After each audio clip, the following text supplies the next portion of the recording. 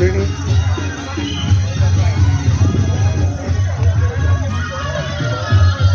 Hello friends, ये देख लिया आप तैयार बैग्स हैं।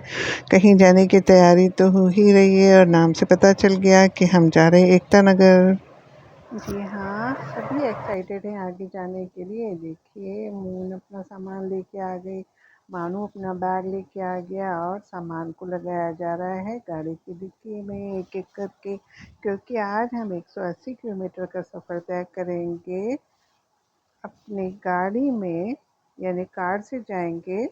और ये देखिए हम चल पड़े कहाँ, यहाँ जी हाँ, एकता नगर केवड़िया, यानी स्टैच्यू ऑफ यूनिटी, वर्ल्ड की सबसे बड़ी मूर्ति के पास। हम वहाँ एक बार पहले भी जा चुके हैं, पर एक दिन में तो सब कुछ वहाँ देखा ही नहीं जा सकता। थोड़ा बहुत तो हमको समय निकालना ही पड़ता है, इसलिए आज दोबारा जा रहे हैं। थोड़ी देर के लिए हमको रास्ते में रुकना पड़ा, कुछ काम था, फिर हम आगे चल पड़े।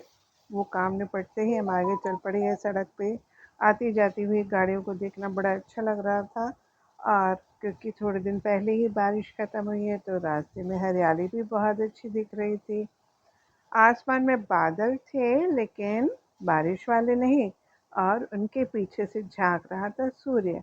हम निकले थे लंच के बाद, यानी दोपहर का टाइम था, और सूरज की किरणें बादलों के बीच में सिर्फ ऐसे ही दिख रही थी जैसे किसी सीनरी में। और रास्ते में कुछ लोग झंडे लेकर जाते हुए दिखाई पड़े।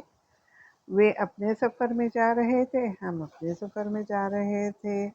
बादलों का रंग देखना भी अपने आप में अनूठा लग रहा था। देखिए, लाइट कलर के, डार्क कलर के, वाइट कलर के बादल लाइन से ऐसे बने हुए थे जैसे किसी पेंटर ने उनको पेंट कर दिया है। वो सब देखते हुए हम, और रास्ते के लोगों को देखते हुए, गाड़ियों को देखते हुए, पेड़ पौधों को देखते हुए और खेतों को देखते हुए हम अपना सफ़र तय करते हुए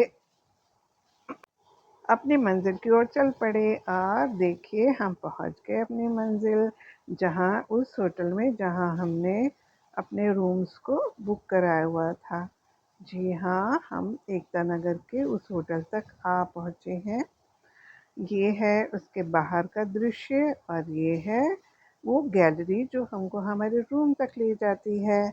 हम पहुंच चुके अपने रूम में। ये देखिए, रूम अंदर से कैसा है, छोटा सा है पर काफ़ी कंफर्टेबल है। तो इस रूम में था एक डबल बेड, पीछे उन्होंने कुछ पेंटिंग्स लगा रखी थी, साफ सुथरा था। दो कुर्सियां थी, एक सेंटर टेबल था और एक सोनी का टीवी था।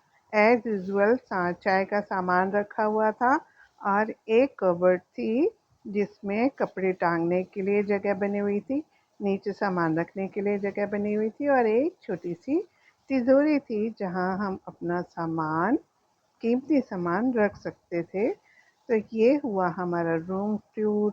और अब हम थोड़ा सा सामान रख करके वहाँ पर अपना पैक करके चल पड़े, क्योंकि आज शाम हो गई थी, अंधेरा हो गया था। 6 बजे तक तो स्टैचू जा सकते हैं, पर स्टैचू तो हमारा देखा हुआ था, इसलिए इस समय क्या खुला है, ग्लो गार्डन, एकता नगर का ग्लो गार्डन। तो हम चल पड़े एकता नगर के ग्लो गार्डन की ओर। साफ सुथरी सड़कों में जाते हुए, ग्लो गार्डन की तरफ चलते हुए आखिरकार हम वहाँ पहुँच ही गए। सड़कों पे जो उन्होंने रंग बिरंगे लाइट लगा रखी है, वो भी अपने आप में बड़ी अट्रैक्टिव हैं। हम पहुँचे ग्लो गार्डन में, वहाँ पर बहते हुए इलेक्ट्रिक झरनों को देखा, रंग बिरंगे जानवरों को देखा। उतरे हम लोग और जा रहे हैं हम ग्लो गार्डन की तरफ। देखिए, पीछे की तरफ से जो ये लाइट्स आती हुई दिख रही हैं, ये है सरदार सरोवर की, यानी कि जो नर्मदा का प्रोजेक्ट है सरदार सरोवर, वहाँ पर, यहाँ से ग्लो गार्डन से उनको बहते हुए दिखाई पड़ते हैं झंडे। और रात के समय में लाइट चेंज होती रहती है, कभी झंडे का रंग ले लेते हैं, कभी ब्लू कलर, कभी ग्रीन कलर, रंग बिरंगे रंगों से सजा हुआ वो सरदार सरोवर दूर से इतना अट्रैक्टिव लगता है कि थोड़ी देर तक उसको देखते ही रहने का मन होता है। हम पहुँच गए ग्लो गार्डन में। देखिए चमकते हुए सुंदर फ्लावर्स दिख रहे हैं और अंदर रंग-बिरंगे सुंदर फूलों को देखना अपने आप में बड़ा अच्छा लग रहा था, बहुत ही आनंददायक था। हम अंदर चले, अंदर घुसते ही हमको मिला डांसिंग फ्लोर, जहाँ पर बज रहा था म्यूजिक और साथ में हो रहा था लोगों का डांस। चारों तरफ बिखरे हुए रंग बिरंगे टिमटिमाते हुए लट्टुओं से सजे हुए फ्लावर्स, वहाँ पर बहते हुए झरने और बड़े बड़े फ्लावर्स इसको और ज़्यादा अट्रैक्टिव बनाते थे। नीचे हम आ गए डांस फ्लोर पर, थोड़ा सा डांस का भी आनंद लिया जाए। रंग बदलती हुई सीट, जानवर, फूलों के बीच में डांस देखना बहुत मजेदार